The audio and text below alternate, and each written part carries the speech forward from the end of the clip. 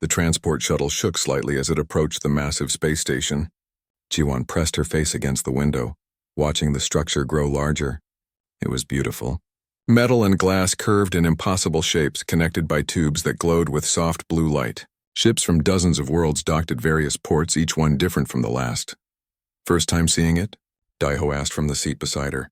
He was grinning, his bag clutched in his lap like a kid on his first day of school. First time seeing anything like this, Ji-won replied. She had studied the Galactic University station in pictures, but pictures did not do it justice. The station was huge, easily the size of a small city.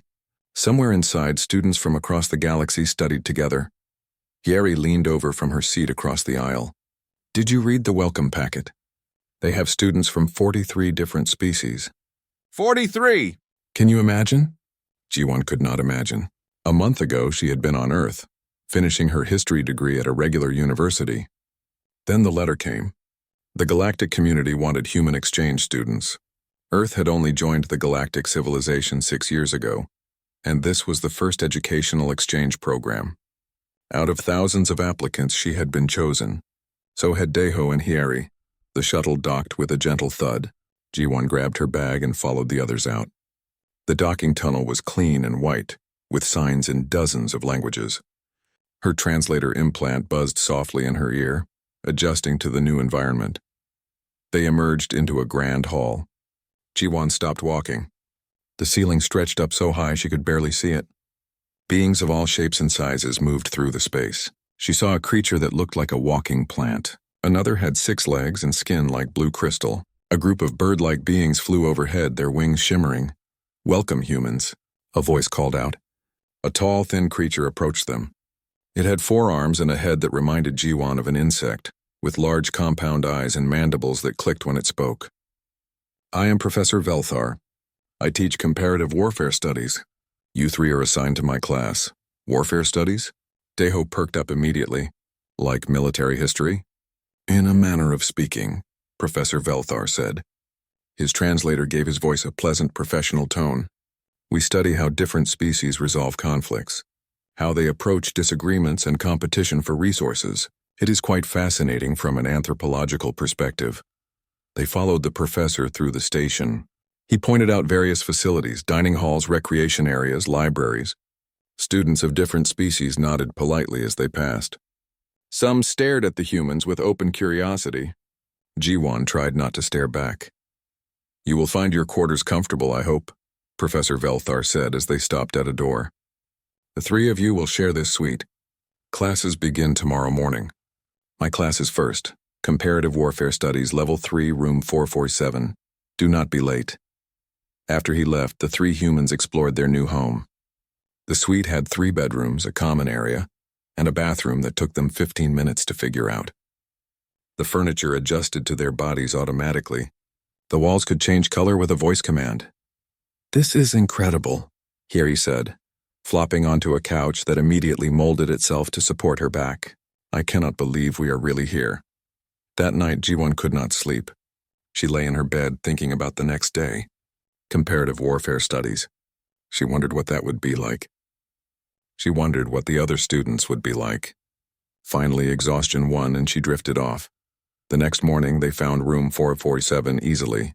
The classroom was circular, with seats arranged in rising tiers around a central platform. About 30 students were already there, representing maybe 15 different species. The humans found seats together near the middle. Professor Velthar entered precisely on time. "Welcome, students, to Comparative Warfare Studies.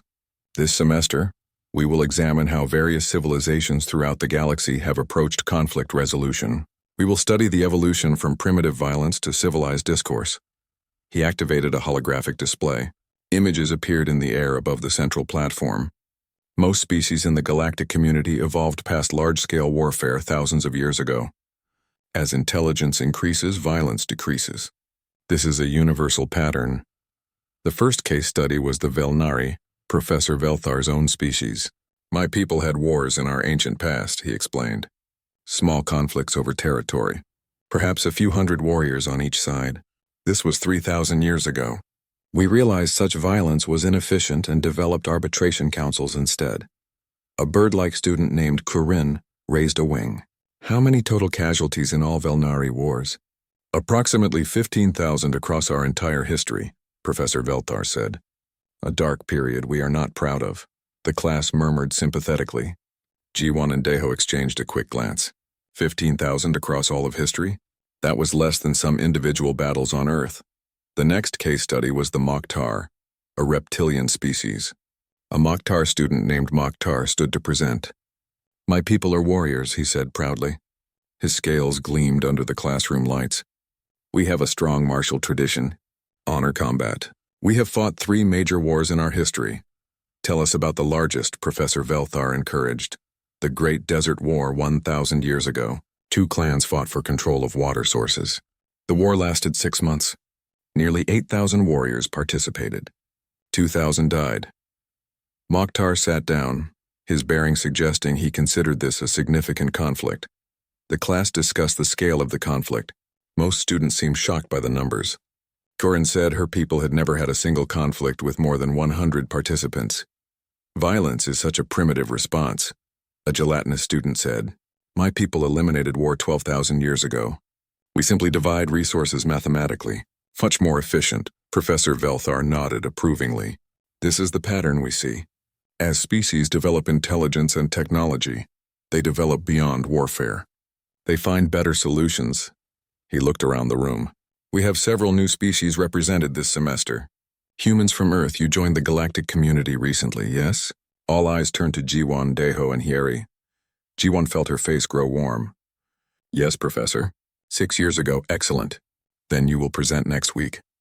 A brief overview of how humans approach conflict resolution. Nothing too detailed. Just enough for us to understand your cultural perspective.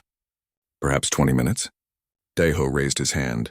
"Professor, when you say brief overview, Earth has a lot of history. I am sure you can summarize the important points," Professor Velthar said dismissively. He pulled up his datapad. "Let me see. Earth, yes. Preliminary reports say you achieved your industrial revolution about 300 years ago, so your modern conflict resolution methods would have developed since then. Focus on that period.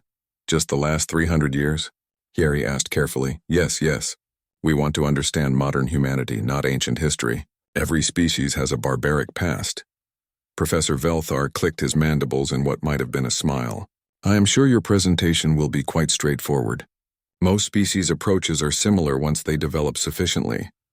The class moved on to other topics. G1 took notes automatically, but her mind was elsewhere. A brief overview, 20 minutes. The last 300 years. She thought about World War I, World War II, Korea, Vietnam, the countless other conflicts. The Cold War, the nuclear arms race. Her stomach tightened. After class, the 3 humans walked slowly back to their quarters. None of them spoke until they were safely inside with the door closed. "So," Deho said, dropping his bag on the couch. "Did anyone else notice that their biggest war had 2,000 casualties? The Velnari counted 15,000 deaths across their entire history as tragic," Hyeri added.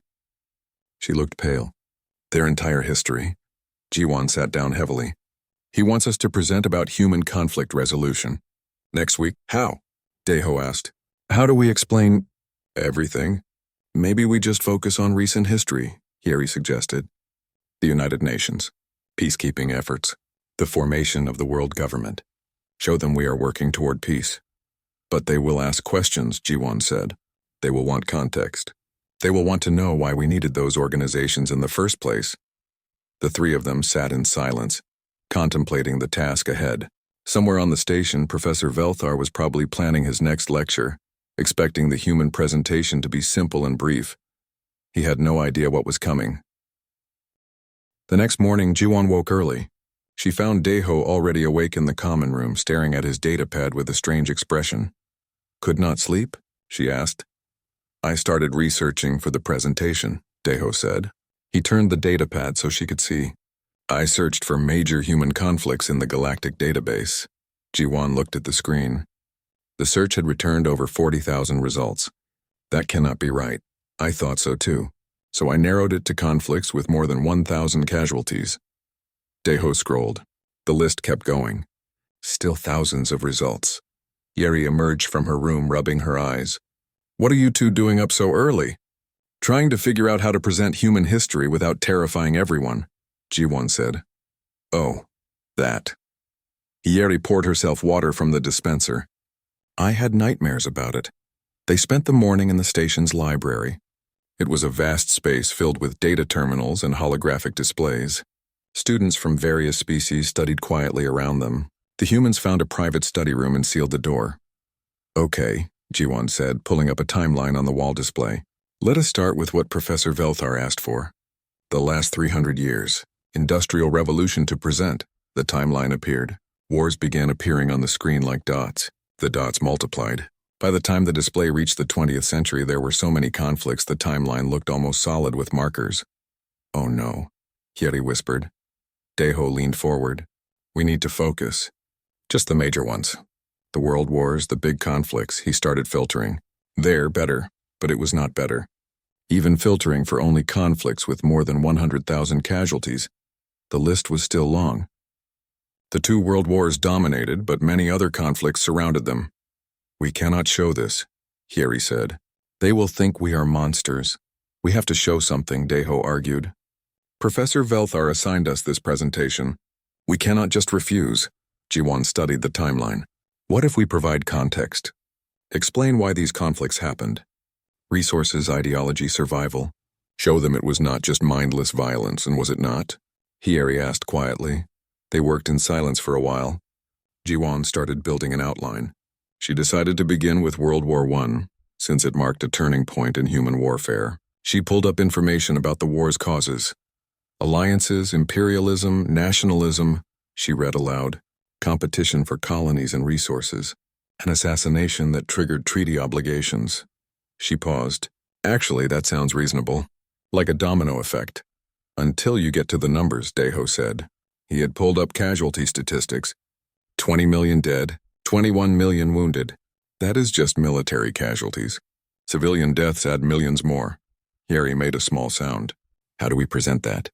Mokhtar talked about 2,000 deaths in his people's biggest war, and everyone acted like it was huge. We are talking about millions. We present it factually, Ji-won decided. We do not apologize. We do not exaggerate. We just tell them what happened. They will ask how we survived, Daeho pointed out. Then we tell them. We adapted. We learned. We kept going. Ji-won looked at her friends. That is very human, right? We survive. Over the next few days, they built the presentation. They worked late into each night, debating what to include and what to leave out. Every choice felt impossible. Should we mention chemical weapons? Daeho asked on the third day. Gas attacks in trenches? Hyeri looked sick. How do we explain that? We explain that war pushes technology, Ji-won said tiredly. Humans innovate. Sometimes those innovations are terrible. They included it. They included the trenches, the machine guns, the tanks. They included the concept of total war, where entire nations mobilized. They tried to explain it in simple terms, but the facts were brutal no matter how they worded them. On the fourth day, they reached World War II. Daeho insisted they could not skip it. It is the biggest conflict in human history. We have to include it. The Holocaust, Hyeri said. We cannot talk about World War II without mentioning the Holocaust. Ji-won felt a headache building. Genocide alongside a war. How do we even begin to explain that? We explain that humans are capable of great evil, Daeho said, but also great heroism. People fought against it. People died stopping it. They added it to the presentation. They added the Pacific Theater, the European Theater, the African campaigns. They added the number. 70 to 85 million dead. That number is bigger than the total population of some species in the galactic community, Hyeri observed. She had been researching other species' population numbers. Some entire civilizations have fewer members than the number of humans who died in World War II. Should we mention that? Daeho asked. No, Ji-won said firmly. Let them figure it out themselves. On the fifth day, they faced the atomic bomb. They sat staring at the information for a long time without speaking. We have to include it, Daeho finally said. Splitting the atom for a weapon, Hyeri said. They will think we are insane. Maybe we are, Ji-won said. But it is our history. Professor Velthar said he wanted to understand humanity. This is part of understanding humanity. They added Hiroshima and Nagasaki. They added the Cold War, the arms race, the doctrine of mutually assured destruction. They explained that humans had built enough nuclear weapons to destroy their own planet several times over, and then just kept them pointed at each other for decades, Deho said. When you put it that way, it does sound insane. What about recent conflicts? Hiri asked. Korea, Vietnam, all the Middle Eastern wars, everything else? Ji-won looked at the timeline. There were too many to cover in detail. We summarize. We show them the pattern. War never really stopped. It just changed form. On the 6th day, other students started asking questions. They ran into Corinne in the dining hall. The bird-like alien's feathers were bright with curiosity. I hear you are presenting soon, Corinne said, about human conflict resolution. I am very interested. Your species is so new to us, and it should be educational, Ji-won said carefully. I am sure it will be similar to other presentations, Corinne chirped. Most species follow the same pattern. Early conflicts, then peaceful development. It is the natural way. After Corinne left, Deho laughed without humor. She has no idea. None of them do, Hiri agreed. Should we warn Professor Velthar? About what? Ji-won asked. That human history is violent? He already knows that. Every species has a violent past. He said so himself. But they do not know the scale, Deho said. They will learn, Ji-won said. They met Mokhtar in the library on the 7th day. The reptilian student was studying historical battle tactics.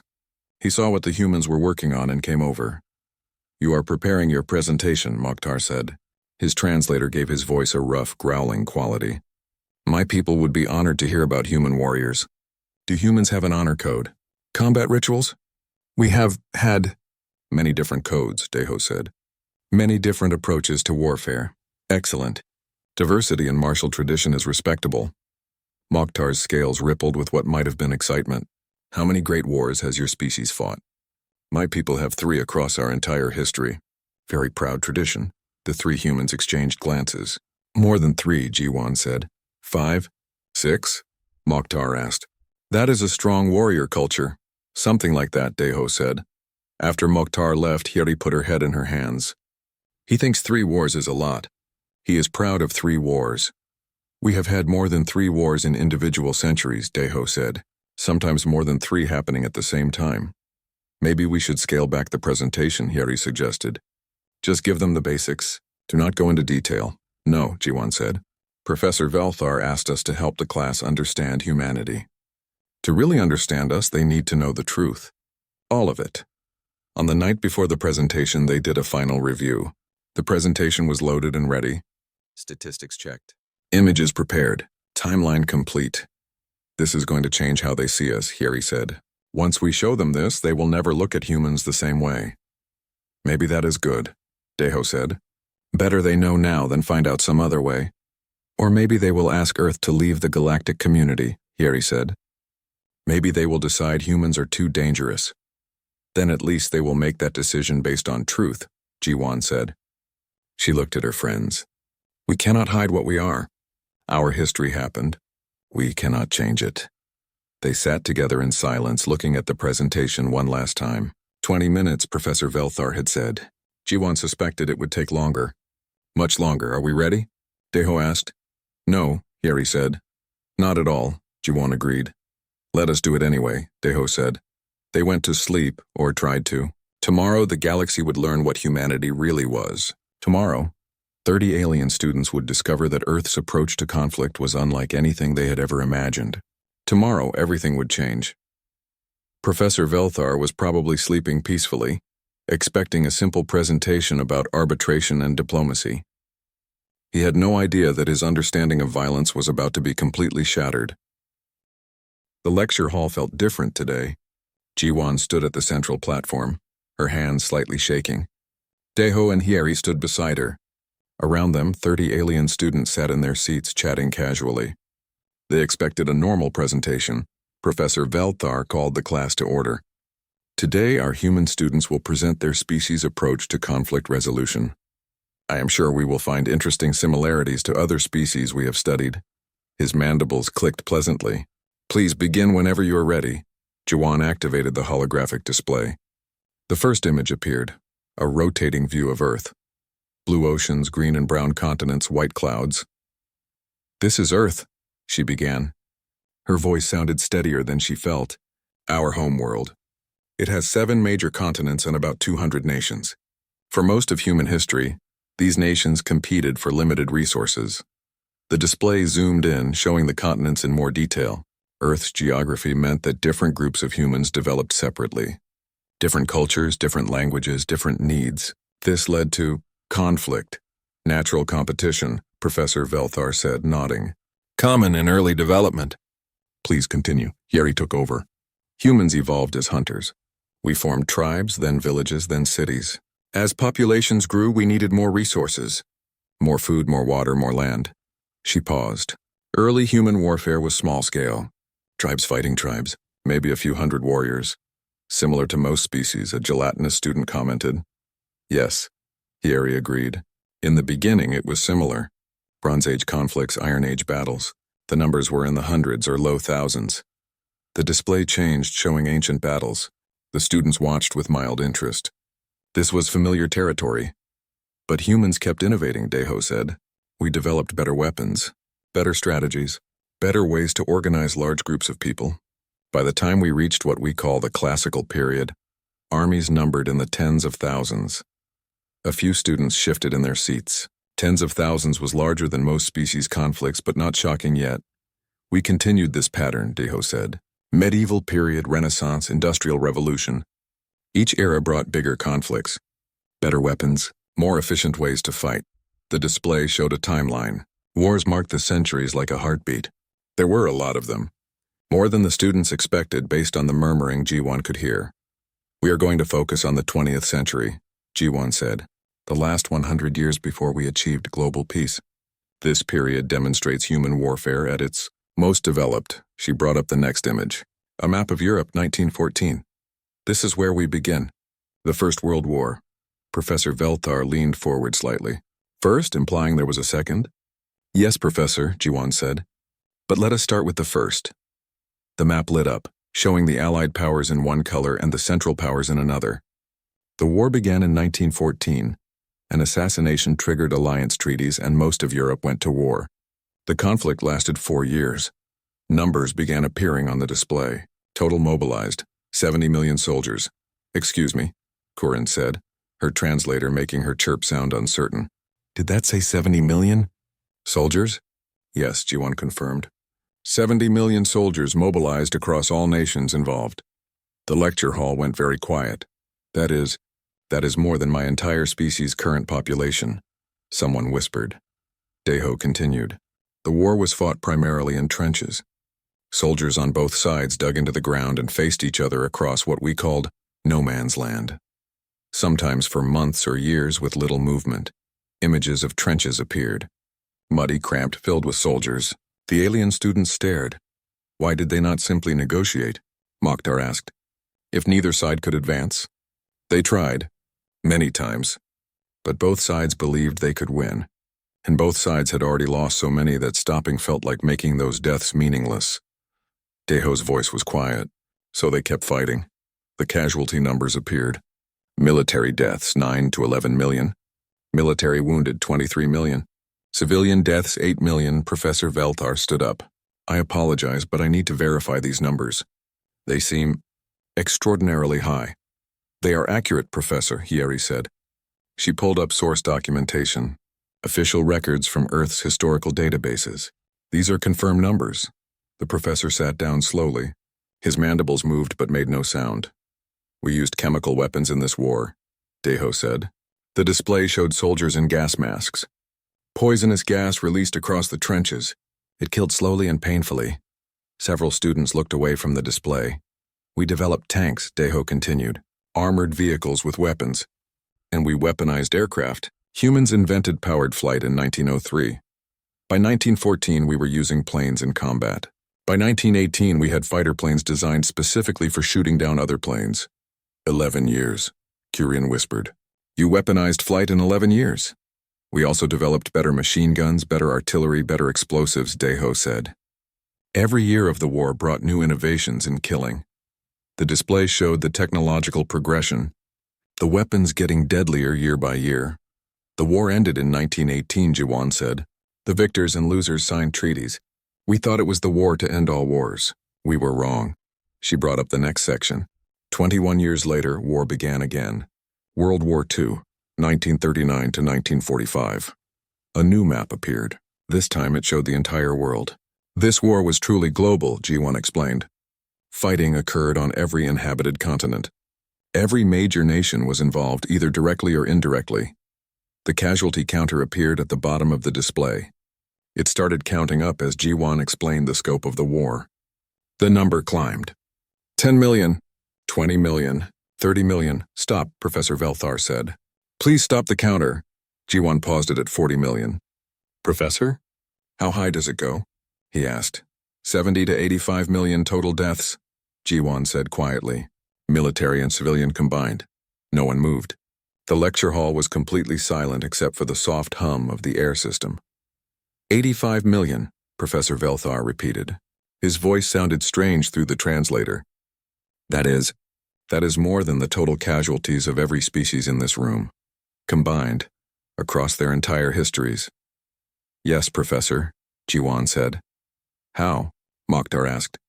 He was standing, his scales rippling with agitation. How is that possible? How did your species survive? We adapted, Deho said.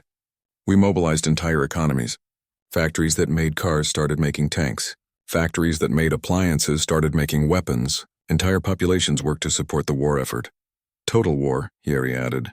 The line between soldier and civilian blurred. Everyone contributed. Everyone was a target. The display showed images of bombed cities. Kurin made a distressed sound. Several students had their translator devices out, checking if the translation was correct. We developed strategic bombing, Deho explained, using aircraft to destroy enemy cities and industry. Entire cities were targeted. Images of burning cities appeared. The alien students stared in horror. This is barbaric, the gelatinous student said. Targeting civilian populations? That is against all civilized rules of war. We made rules later, Yeri said. The Geneva Conventions, laws of war. But during World War II, both sides believed total destruction of the enemy was necessary. Why? Kurin asked. Her feathers were drooping. Why was such destruction necessary? Because the alternative was worse, G1 said. She brought up images and information about the Holocaust. One side was committing genocide, systematic murder of specific populations, millions of people killed in camps designed for efficient mass murder. Several students stood and left the room. They could not watch anymore. Professor Velthar looked like he wanted to stop the presentation, but he did not speak. This is what humans fought against, G1 said.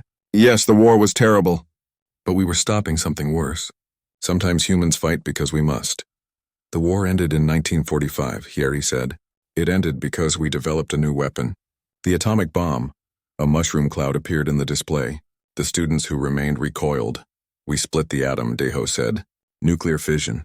We developed it for energy research, but we weaponized it. The first bomb destroyed a city called Hiroshima. 70,000 people died instantly. More died later from radiation. Mokhtar was standing again. His whole body was rigid. You split the atom. For a weapon. Yes, Deho said. The fundamental force of matter. You harnessed it. And your first thought was to make a bomb?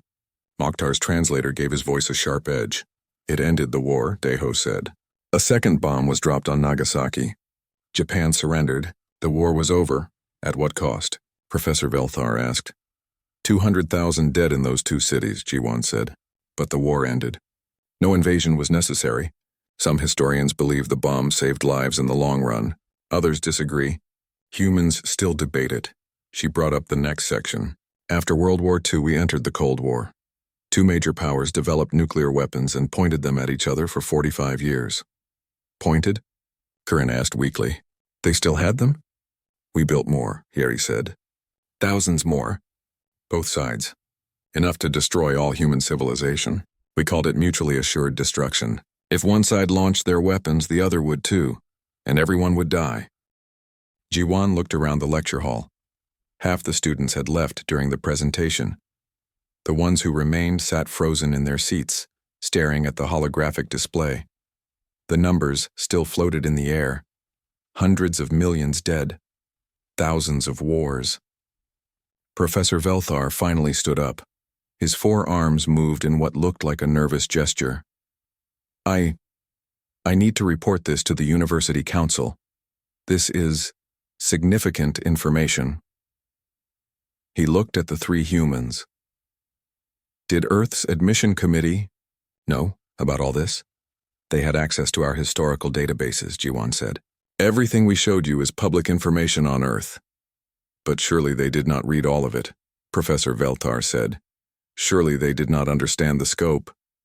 Maybe not, Hieri admitted. Most species probably assumed we were like everyone else. That our wars were small. That we evolved past violence quickly. But you did not, Mokhtar said. He had not sat down. His scales were still rippling. You kept fighting. For thousands of years. Even after developing nuclear weapons that could destroy you, you kept them pointed at each other. Yes, Deho said. Why? Mokhtar's translator made his voice sound desperate. Why did you not destroy yourselves? How did you stop? Jiwan brought up a new slide. We started building international organizations, the League of Nations after World War I. It failed. The United Nations after World War II. It helped, but wars continued. Then slowly we started working together, sharing resources, breaking down barriers between nations. The space age helped, Hieri added. When we started exploring space, we saw Earth from the outside. We realized we were all on one planet together, that fighting each other was pointless when we could explore the universe. It took time, Jiwan said.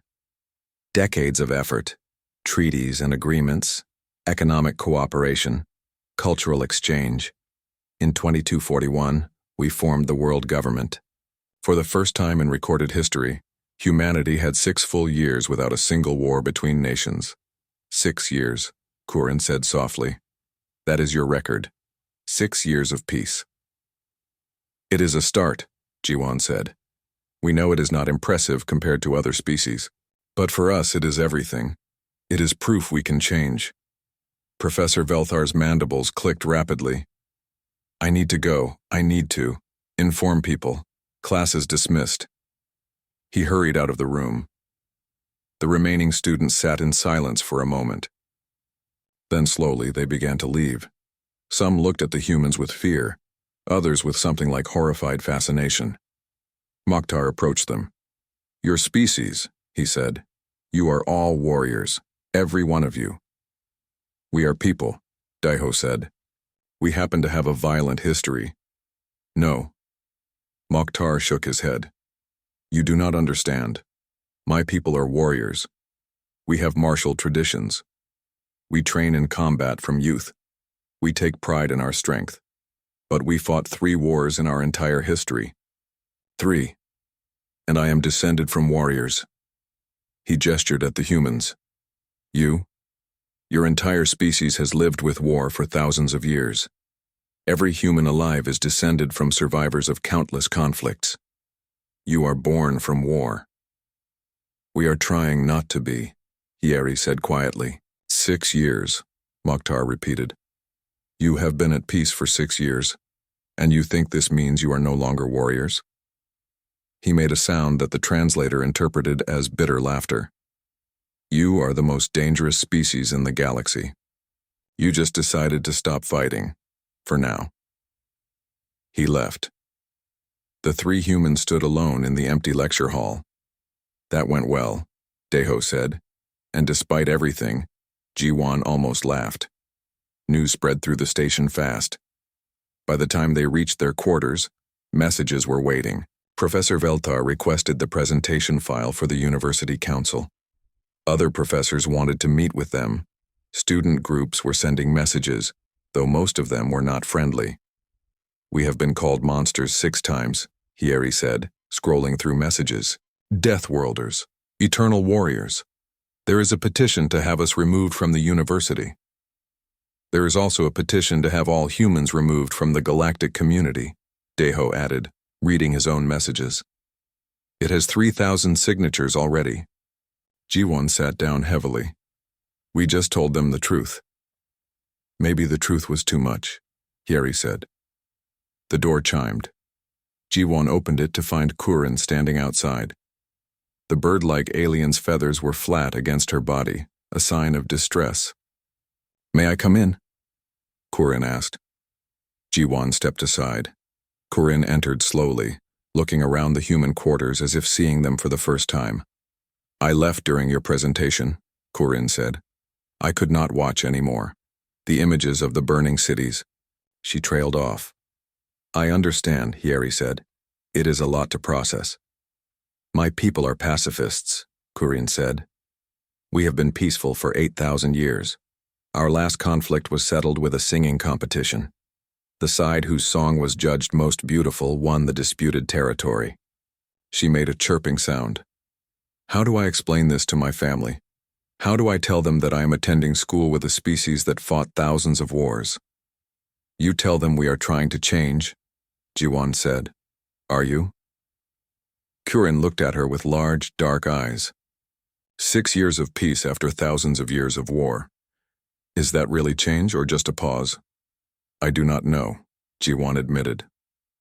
"But we are trying. That has to count for something."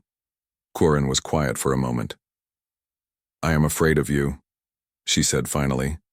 "All three of you. You seem kind, you have been friendly. But now I know what your species is capable of. How do I sit in class with you knowing that?" "The same way we sit with ourselves knowing it," Daeho said. "We carry our history. We acknowledge it. We work to be better than what we were." "Is that enough?" Corinne asked. "It has to be," Daeho said. "What else can we do? We cannot change the past. We can only choose our future." Corinne left shortly after. She did not say if she would return to class. The next day, the University Council called an emergency meeting. All humans on the station were required to attend. There were only 10 of them total, the 3 students and 7 researchers. The council chamber was large and circular. 12 council members sat in elevated seats. Professor Velthar was there looking uncomfortable. The head council member was a crystalline being named Kresh. "We have reviewed the presentation," Kresh said. His voice echoed in the chamber. "We have also conducted our own research into Earth's historical databases. What we found is concerning." "We told the truth," Jiwon said. "Everything in our presentation was accurate." "That is what concerns us," Kresh said. "During Earth's admission to the galactic community, our researchers compiled a basic overview of your history. They noted some conflicts, but the focus was on your recent achievements: spaceflight, scientific advancement, cultural development. The scope of your violent history was not fully appreciated." "Are you asking us to leave?" one of the human researchers asked. "We are debating that," another council member said. This one looked like a floating collection of lights. "Some members feel that humanity's presence poses a risk.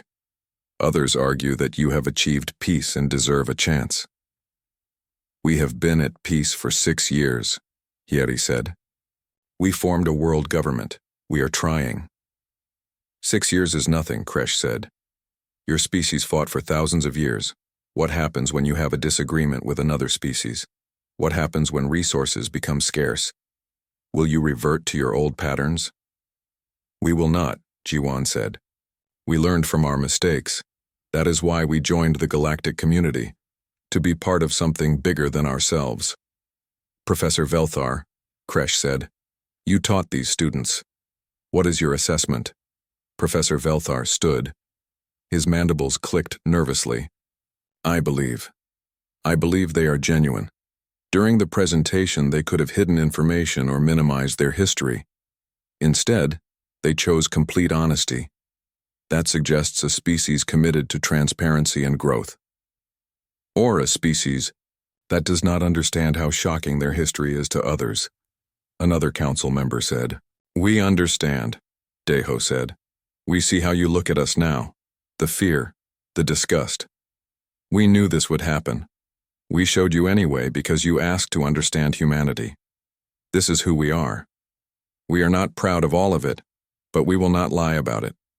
The council members conferred among themselves. Finally, Kresh spoke again. "We will not expel humanity from the galactic community. However, we are implementing new protocols.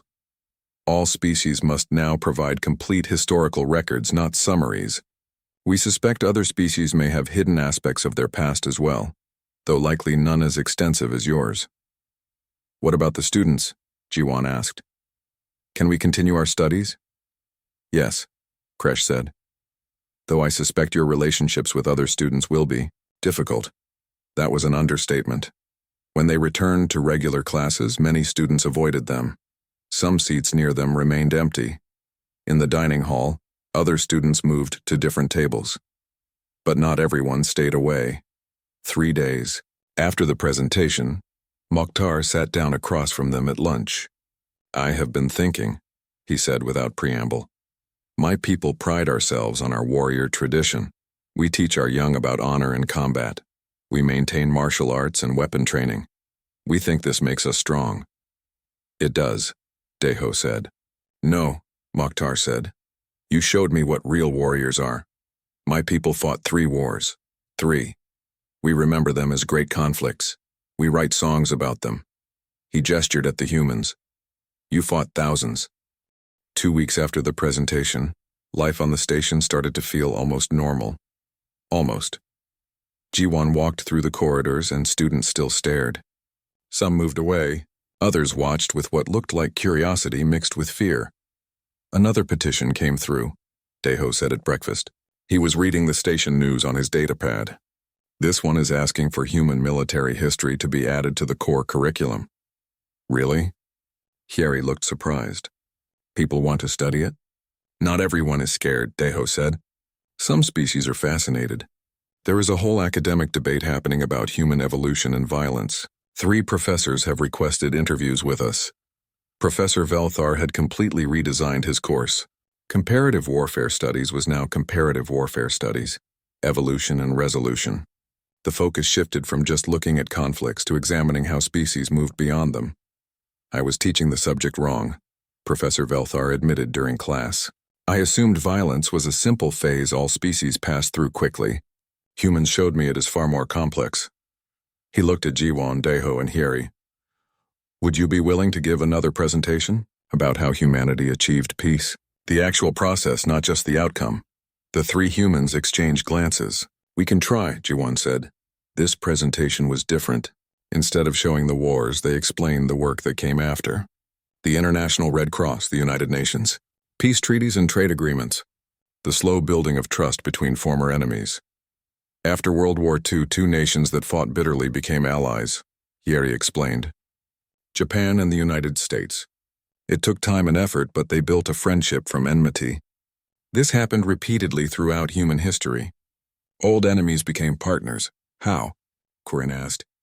She had returned to class, though she still sat far from the humans. How do you forgive such violence? Sometimes we do not forgive, Jiwan said honestly. We remember. We acknowledge what happened. But we also recognize that people are not their ancestors. A person born in 2200 is not responsible for a war fought in 1940. They can only choose what they do now. My grandfather fought in one of our wars, Mokhtar said. He killed enemies. But he also saved wounded opponents when the fighting stopped. He said a warrior must know when to fight and when to show mercy. I never understood that before. Now I think I do. The class discussions became deeper. Students started asking questions about their own species' histories. The Velnari discovered they had underreported their early conflicts. The pacifist species realized they had achieved peace partly by isolating themselves from resource competition. Every species has capacity for violence, Professor Velthar said during one lecture. Humans simply faced more pressure and competition than most. Your evolution pushed you toward conflict. The remarkable thing is not that you fought. It is that you stopped. We have not stopped entirely, Deho corrected. We have 6 years of planetary peace.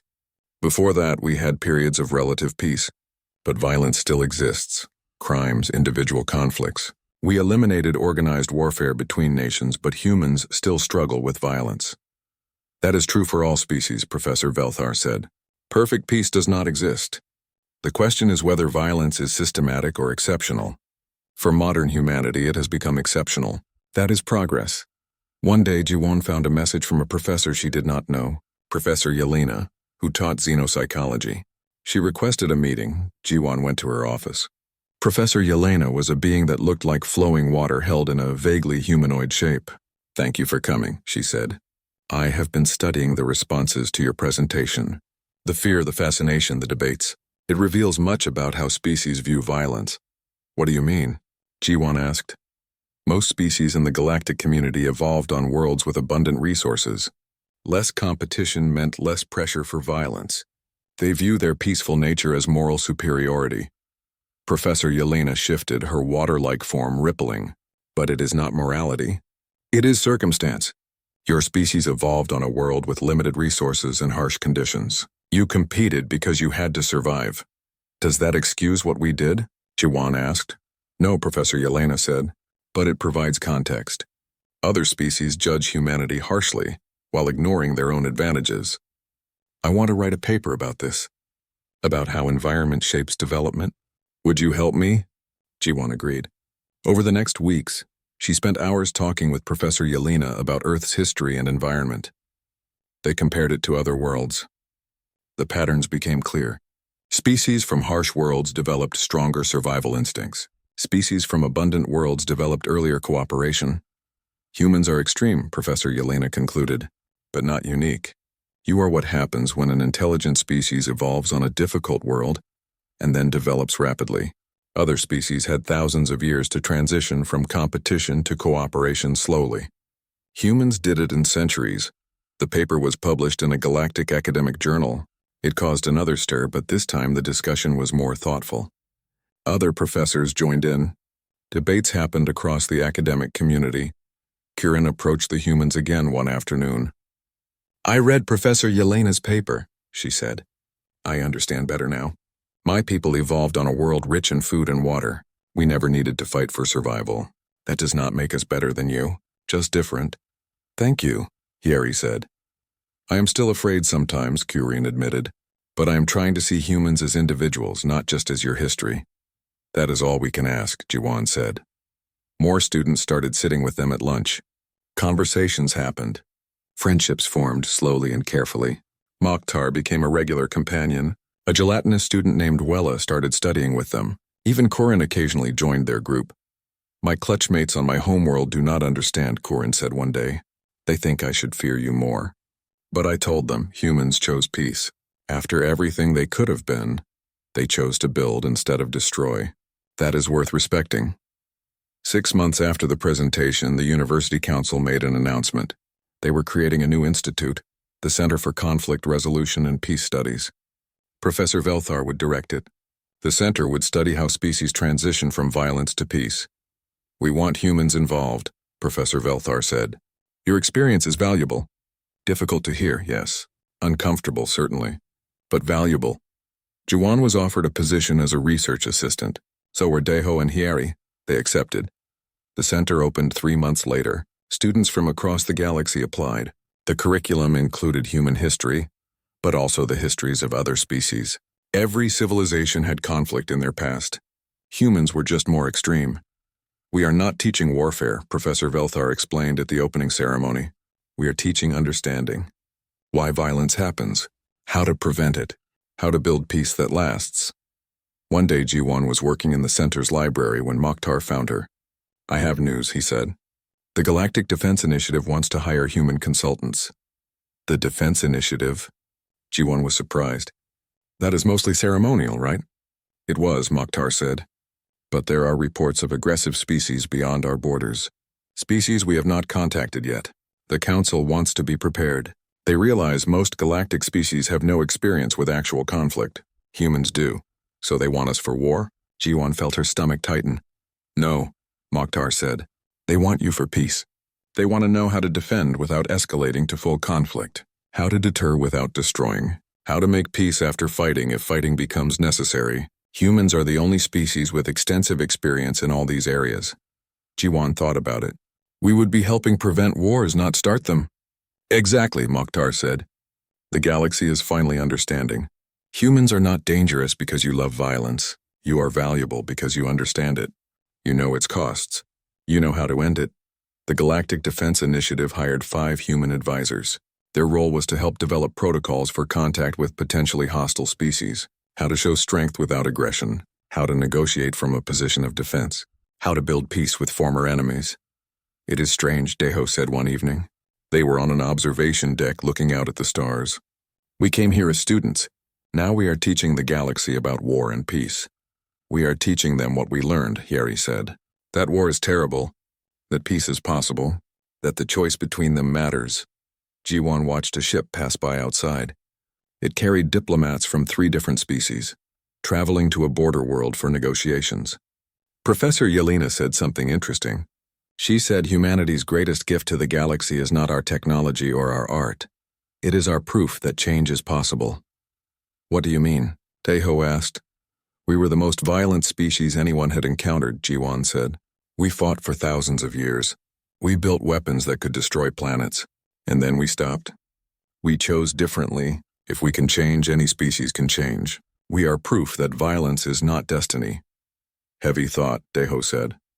True, though, Yeri added. A year after the presentation, the university held a memorial service.